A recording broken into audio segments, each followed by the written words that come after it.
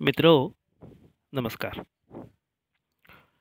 आज या ऑनलाईन व्याख्यानाच्या निमित्तानं आपण आपल्या BSc पार्ट सेकंड या वर्गाच्या चौथ्या सेमिस्टरमधील केमिस्ट्री विषयाच्या अभ्यासक्रमाचा परिचय करून घेणार आहोत.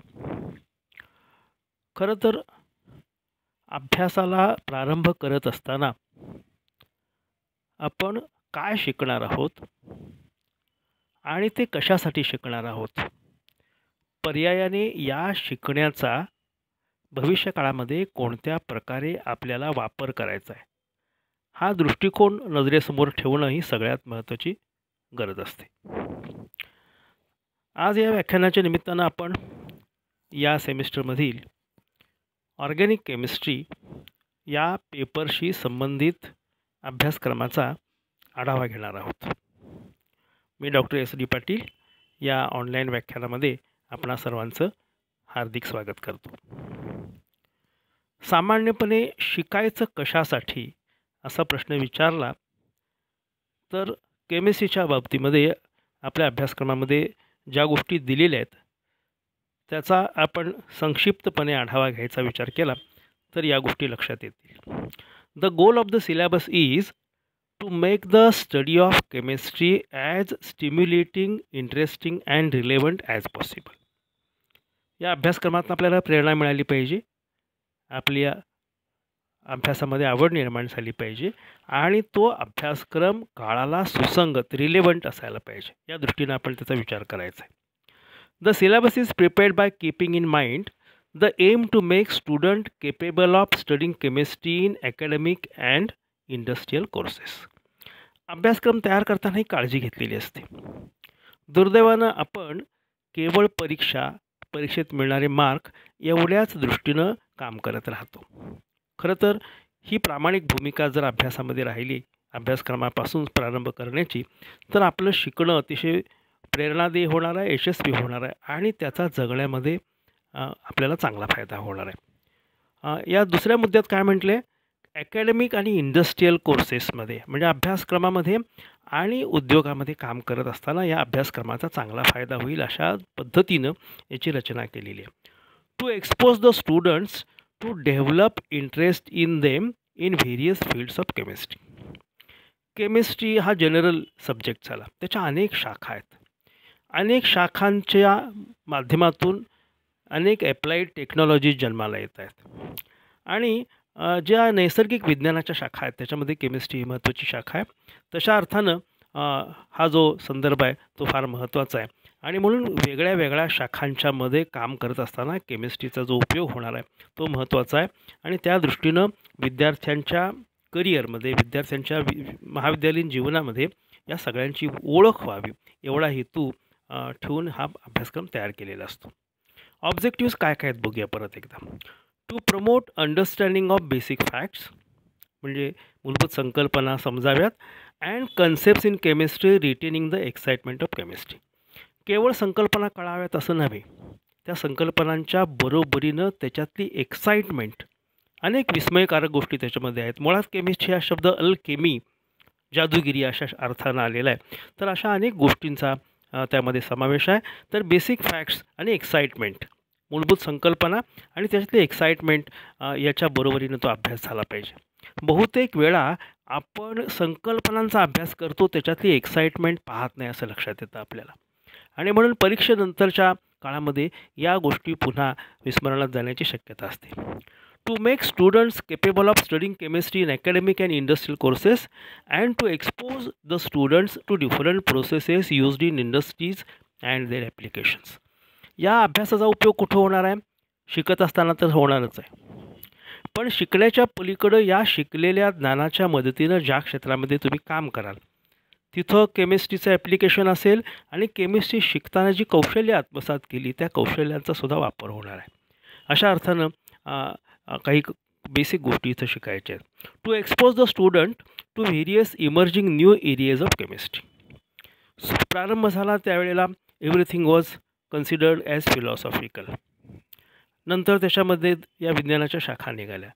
त्या शाखेमधल्या मूलभूत विज्ञानामध्ये रसायनशास्त्र ही एक ब्रँच तयार झाली. पण आता अनेक आंतरशाखीय असे अभ्यासक्रम निघालेले आहेत. त्या अभ्यासक्रमांचा विचार करत असताना आणि त्याच्या ॲप्लिकेशनचा विचार करत असताना अनेक new areas of interdisciplinary learning are there, आणि त्या अर्थानं मग आपल्या या शिक्षणाचा प्रारंभ झाला पाहिजे. To promote understanding of basic facts and concepts in chemistry, retaining the excitement of chemistry वगैरे हे बघितलं आपण. आपला जो अभ्यासक्रम आहे विद्यापीठानं प्रिस्क्राईब केलेला, त्या अभ्यासक्रमाची रूपरेषा आजच्या व्याख्यानामध्ये आपण समजावून घेणार आहोत. BSc पार्ट सेकंडच्या CBCS पॅटर्नमध्ये, चॉईस बेस्ड क्रेडिट सिस्टीम पॅटर्नमध्ये, या चौथ्या सेमिस्टरमध्ये हा जो पेपर आहे त्या पेपरचा नंबर आहे DSC D4 आणि हा आहे केमिस्ट्री पेपर नंबर 8. पेपरचं टायटल आहे ऑर्गॅनिक केमिस्ट्री. या पेपरला थेअरी क्रेडिट्स आहेत 2 आणि the workload assigned is 30 clock hours, means 38 lectures. So we are going to finish the paper in 38 lectures as per the guidelines of the university. Of course, some more lectures will be required as per the situation. याच्यामध्ये जे topics आहेत, खरं तर आपलं शिकणं हे outcome based आहे, पण हा आउटकम परीक्षेच्या अर्थाने तो मार्कलिस्टवर येणारा आउटकम आहे. पण याच्या पुढं गेल्यानंतर नॉलेज बेस्ड लर्निंग आपलं झालं पाहिजे. पण या निमित्तानं आपण एक गोष्ट बघूया की कार्बॉक्झिलिक ॲसिड्स अँड डेरिव्हेटिव्स अशा प्रकारचा एक टॉपिक आहे. या टॉपिकमध्ये we are going to learn everything related to carboxylic acids.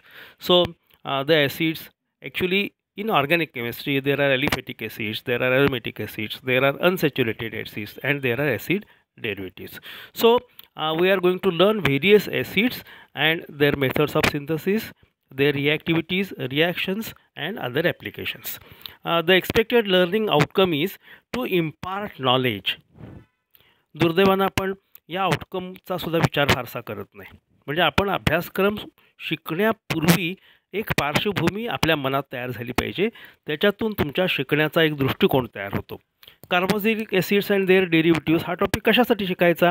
To impart knowledge about the synthesis, reactivity and applications of carboxylic acids. Acids म्हटल्यानंतर इनऑर्गॅनिक ॲसिड्स आहेत किंवा मिनरल ॲसिड्स आहेत आणि ऑर्गॅनिक ॲसिड्स आहेत. मी आता म्हणालो तसं ऑर्गॅनिक ॲसिड्समध्ये पुन्हा ॲलिफॅटिक, ॲरोमॅटिक, अनसॅच्युरेटेड आणि त्याचे डेरिव्हेटिव्स अशा अनेक प्रकारांचा समावेश होतो. या सगळ्या प्रकारच्या ॲसिडच्या संकल्पना, their methods of synthesis, their reactivities, their applications are to be studied in the topic of carboxylic acids and derivative. The next topic is amines and diazonium salts. खरं तर आपल्या दैनंदिन जीवनामध्ये अनेक अमाइनचा आपला संबंध येत असतो. आपण हा टॉपिक शिकताना त्याचा विचार करूया. But in this case amines and diazonium salts, we are expected to learn knowledge about classification, how to classify amines, then preparation of amines and applications of amine and diazonium salts. हा एका अर्थाने natural प्रॉडक्टचा base विचारात घेऊन त्याच्या ॲप्लिकेशनचा, त्याच्या प्रिपरेशनचा आपण इथे विचार करणार आहोत. आणि amines are having vital importance in your day to day life, त्या अर्थाने हा टॉपिकसुद्धा महत्त्वाचा आहे. तिसरा टॉपिक आहे कार्बोहायड्रेट्स. निसर्गामध्ये जे घटक आहेत किंवा जे नॅचरल रिसोर्सेस आपण वापरतो त्यामध्ये carbohydrates, fats, proteins, amino acids, vitamins and minerals या गोष्टी निसर्गामध्ये आहे. तर या वर्षीच्या अभ्यासक्रमामध्ये आपण कार्बोहायड्रेटचा अभ्यास करणार आहे. कार्बोहायड्रेटमध्ये काय अपेक्षित आहे? Understanding about classification. So what are carbohydrates, how they are classified. Classification is based upon number of carbons, presence of functional group, then nature of monosaccharide वगैरे वगैरे या सगळ्या गोष्टी आपण डिटेल बघणार आहोत. So understanding classification, then configuration and structure of carbohydrates. So this is the expected outcome as far as topic of carbohydrate is concerned. Next topic is topic of carbonyl compounds, aldehydes and ketones. या पेपरचा विचार केला तर याच्यामध्ये functional ग्रुपचा अभ्यास हा prominently दिसतो आपल्याला. पहिल्या टॉपिकमध्ये आपण कार्बॉक्सिलिक ॲसिडचा विचार केला, त्याच्यानंतर अमाइन्स आणि डायझोनियम सॉल्टचा विचार केला. इथं आपण कार्बोनिल कंपाऊंड्स आणि अल्डिहाइड्स अँड कीटोनचा अभ्यास करणार आहे. So aldehydes and ketones are carbonyl compounds, and they have dominating role in organic chemistry. The expected outcome is student will be capable of understanding the nomenclature and reactivity of aldehydes and ketones. Carbonyls मधली ही सगळ्यात fundamental molecules आहेत. So we are going to learn their methods of synthesis, their properties, their reactivity and applications. So carbonyl compounds, study of carbonyl compounds with respect to aldehydes and ketones is of prime importance, and it has various applications in synthetic organic chemistry. So the topic will cover study of carbonyl compounds. Then there is one more interesting topic, last topic, which is called as stereochemistry. In theoretical organic chemistry, we study reaction mechanism. Similarly, we study stereochemistry. So stereochemistry is the study of three-dimensional structure of molecule. In earlier classes, you have seen several things related to stereochemistry, that is stereoisomerism you have studied, that is optical isomerism, geometrical isomerism, etc. This year we are going to study conformational isomerism. So details of conformational isomerism and its applications and its relevance in organic chemistry and organic compounds as a whole.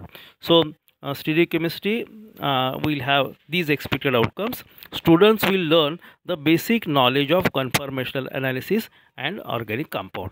So whenever we will start with these topics, we will see the details of the syllabus once again.